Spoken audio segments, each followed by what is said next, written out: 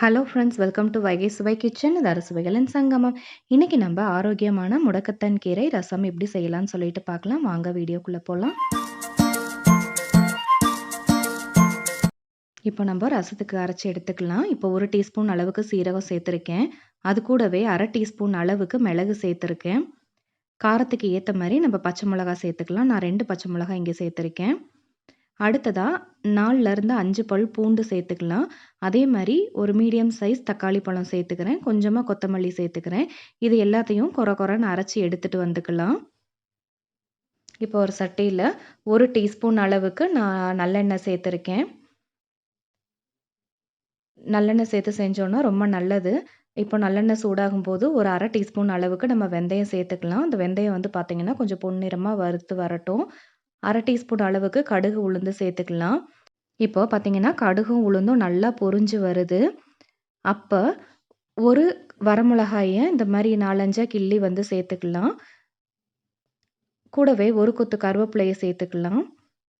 இத நல்லா வதக்கிட்டு, நம்ம இப்போ கிளீன் பண்ணி வச்சிருக்கிற முடக்கத்தான் கீரைய சேர்த்துக்கலாம். இது வந்து பார்த்தீங்கன்னா, 15லேருந்து 20 இலைய சேர்த்துருக்கேன். இத நம்ம நல்லா நல்லெண்ணெயில வதக்கும்போது, அதோட கசப்பு தன்மை கொஞ்சம் கம்மியா இருக்கும்.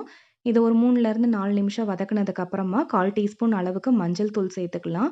மஞ்சள் தூள் சேர்த்ததுக்கு அப்புறமும் வதக்கி விடுங்க. அதுக்கு அடுத்ததா 1/4 டீஸ்பூன் அளவுக்கு பெருங்காயம் சேர்த்துக்கலாம். இப்போ நம்ம அரைச்சு வச்சிருக்க பேஸ்ட்ட வந்து நம்ம சேர்த்துக்கலாம். இப்போ இதையும் வந்து அந்த எண்ணெயிலேயே நல்லா வதக்கி விடுங்க. அப்பதான் அதோட பச்சை வாசனை போகும்.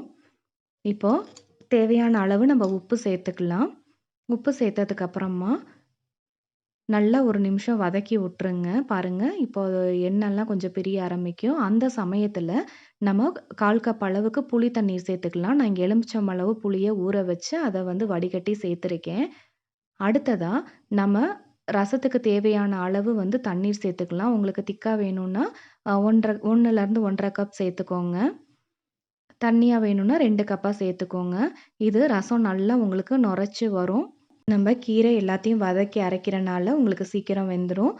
ரசம் நுர கட்டுனதுக்கு அப்புறமா நம்ம ஸ்டவ் ஆஃப் பண்ணிக்கலாம். இப்போ நம்ம முடக்கத்தான் கீரை ரசம் ரெடி ஆயிருச்சுங்க.